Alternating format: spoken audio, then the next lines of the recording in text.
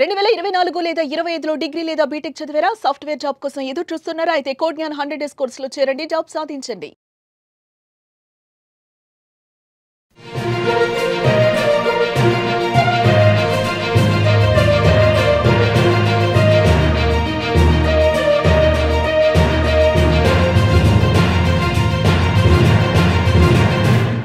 Welcome to Suman TV.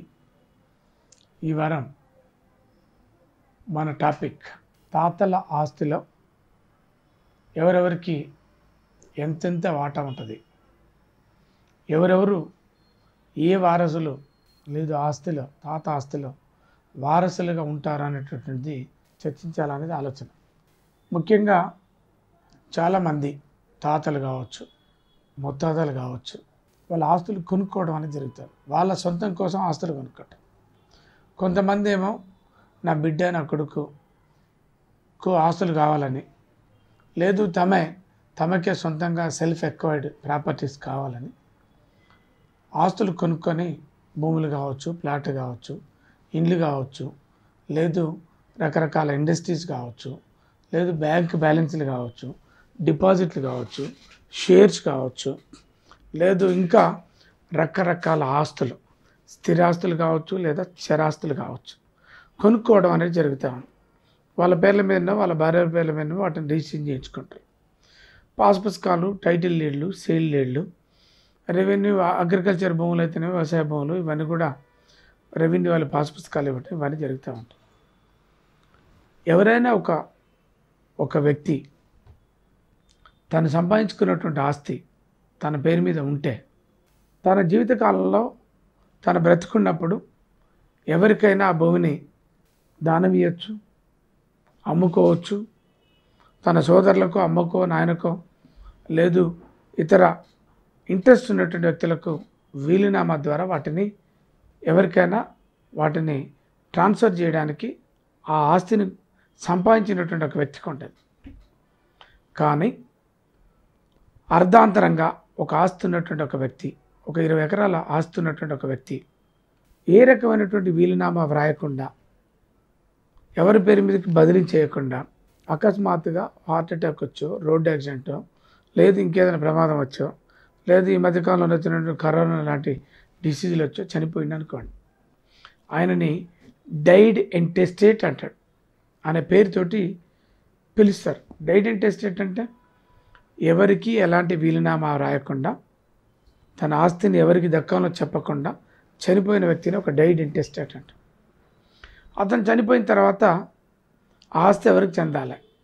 ఆయనకు ఒక కొడుకు, 2 కొడుకులు ఉన్నారనుకోండి, 2 కొడుకులు, 2 బిడ్డలు ఉన్నారనుకోండి, 2 బిడ్డలకు, 2 బిడ్డలకు, 2 కొడుకులకు, 4కి, తల్లి తండ్రి ఉండనుకోండి, ఆ ఆస్తి 5 భాగాలుగా చనిపోయినటువంటి వ్యక్తి యొక్క భార్యకు ఒక భాగం, 2 కొడుకులకు 2 భాగాలు, 2 బిడ్డలకు 2 భాగాలు, మొత్తం 5 భాగాలు. చనిపోయినటువంటి వ్యక్తికి తండ్రి తల్లి కూడా ఉన్నారనుకోండి, వాళ్ళిద్దరికి కలిపి కూడా ఒక షేర్. అంటే ఏంది?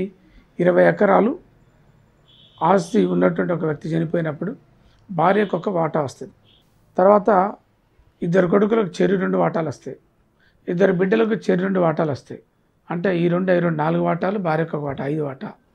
తర్వాత తల్లి తండ్రి 2 ఉన్నారనుకోండి, 2 కలిపి ఉన్న ఒకే భాగం, ఒకే వాటా.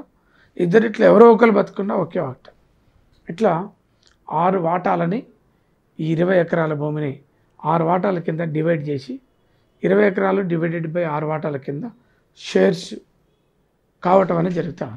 20 ఎకరాలు సంపాదించినటువంటి ఒక వ్యక్తి చనిపోవడానికంటే ముందే తన కొడుకు చనిపోయింది అనుకోండి, లేదు బిడ్డ చనిపోయింది అనుకోండి, చనిపోయినటువంటి బిడ్డ కానీ కూతురు కానీ వాళ్ళకు సంబంధించినటువంటి ఆస్తులు వాళ్ళ భార్య పిల్లలకు చెందటం అనేది జరుగుతూ ఉంటుంది. తండ్రి కంటే కొడుకు ముందర చనిపోయినప్పుడు కొడుకున్నటువంటి భార్య పిల్లలకు ఆయన వాటా చెందటం అనేది జరుగుతూ ఉంది. Section 6 of Hindu succession act ఏం చెప్తుంది అన్నప్పుడు, ఒక తాత చనిపోయినప్పుడు తాత పేరు మీద ఉండబడినటువంటి ఆస్తులలో తాతకు ఉన్నటువంటి అందరు కొడుకులకు వాటా వస్తుంది. కొడుకు లేకపోతే లేని కొడుకు, చనిపోయినటువంటి కొడుకు యొక్క వాటా మనవరాళ్ళకు, మనవళ్ళకు, లేదు చనిపోయినటువంటి కొడుకు యొక్క భార్యకు సంక్రమించడం అని జరుగుద్ది. అయితే ఎంత వాటా వస్తుంది అనేటటువంటిది మనకు ఒక డౌటు కొంతమంది అక్కడక్కడ అప్పుడప్పుడు అడుగుతారు. చనిపోయినటువంటి కొడుకు వాటాకి ఎంతైతే షేర్ వస్తుందో ఆ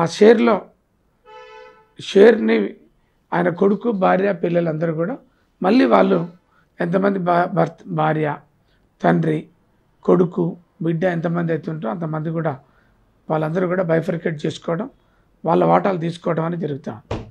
మనవడికి తాత ఆస్తిలో మనవడికి వాటా ఉంది అంటారు. చాలామంది కన్ఫ్యూజ్ అవుతున్నటువంటి అంశం ఏంటంటే, ఒక తాత బతుకుండగా తన జీవితకాలంలో ఆస్తి సంపాదించుకోండి, ఆయన పేరు మీద ఆస్తి ఉంది, ఆయన ఇంకా బతికి ఉండు. మనవడు వచ్చి తాత నీ ఆస్తిలో నాకు వాటా వస్తుంది ఇయ్యమంటాడు.